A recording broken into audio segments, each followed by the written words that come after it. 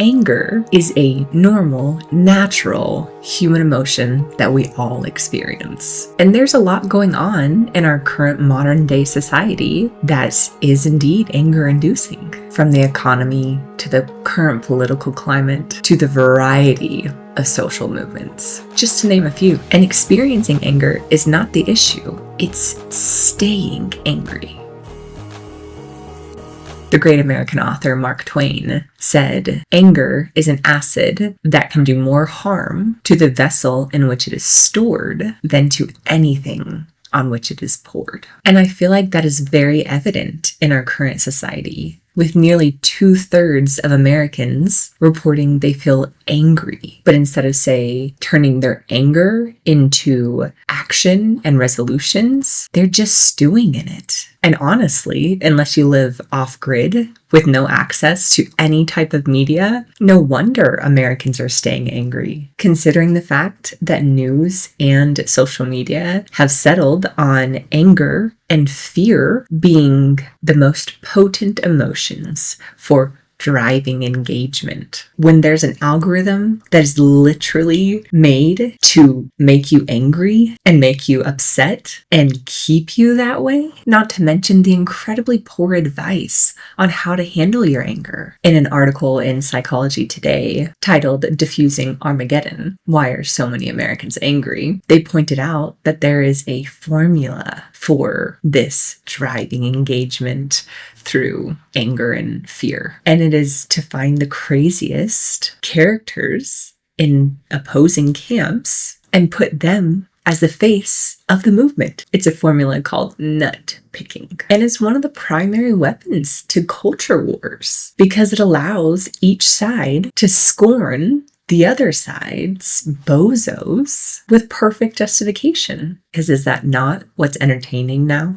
By Peter W. Wood went as far as making the argument that the emotions we feel as individuals and as a society aren't the product of our natural temperaments, that they're molded by our culture. He puts it as being culturally patterned. It makes me think of the movie Anger Management with Adam Sandler, because even if you are typically a calmer person, a more even-keeled person, slow to anger, everything about our culture just pokes at you until you get angry and do like others are doing. Sometimes the things I see in my daily life when I'm out in the real world, whether it be grocery shopping or walking with my dogs, it's become more and more evident that people don't have control over their emotions, whether it be public meltdowns or being coined a Karen. And the most baffling one to me is road rage. It's like there's not a limit to what people are willing to sacrifice when they're angry, whether it be damage to their vehicle, damage to another's vehicle, or potentially even causing harm to themselves or others. No, they're angry and they want you to know. And then of course there's the online world where apparently rage baiting is a thing in addition to the internet trolls. And it's not like there's anyone to stop them. If you block them, they'll just make another account. If anything, the social media algorithms are specifically created,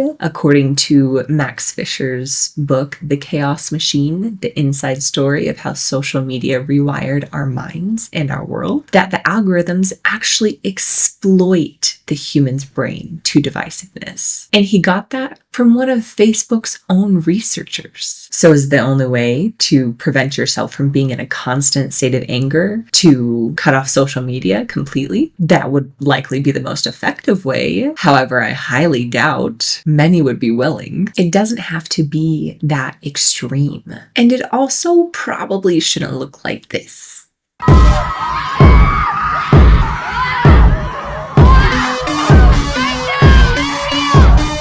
A few more realistic options are quite simple. One is to learn about whatever is upsetting you, because the more you learn about something, the more likely you are to focus on a resolution as opposed to the problem initially presented. Another suggestion, and this comes from the incredible animated movie that came out in 2015, Inside Out, which was good for both audiences, children and adults, because even though the storyline was about a 11-year-old girl and how she was dealing with her emotions, it broke down the concept of mindfully embracing an emotion, which is essentially, instead of getting caught up in the drama of an emotional reaction, the person observes the emotion without judging if it's right or wrong for that situation, and then creating space to choose a healthy response. In an article on berkeley.edu called The 4 Lessons from Inside Out to Discuss with Kids, it shares that in a 2014 study, it found that depressed adolescents and young adults who took a mindful approach to life showed lower levels of depression, anxiety, and bad attitudes, as well as greater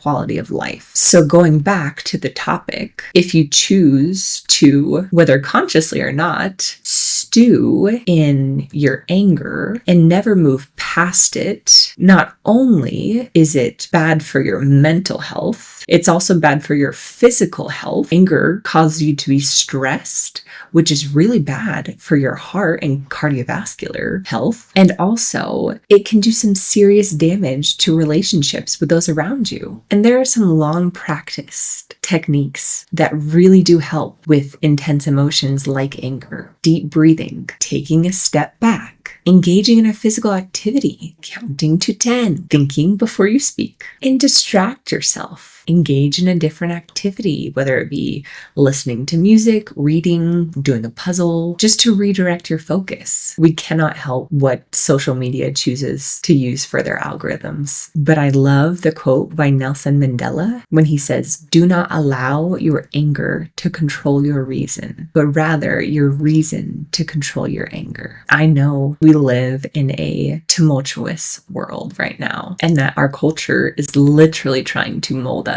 into something that we are not naturally. But you have the power to not succumb, to think logically, and to choose to make your anger productive and work towards a resolution as opposed to just staying in it. In the Diffusing Armageddon article, it finished with, "Americans have come together before, and when we do, we are formidable. But that is not possible if everyone is constantly angry, because then no resolutions are ever reached and no peace of mind is ever found." Thanks for watching. I'll see you next week.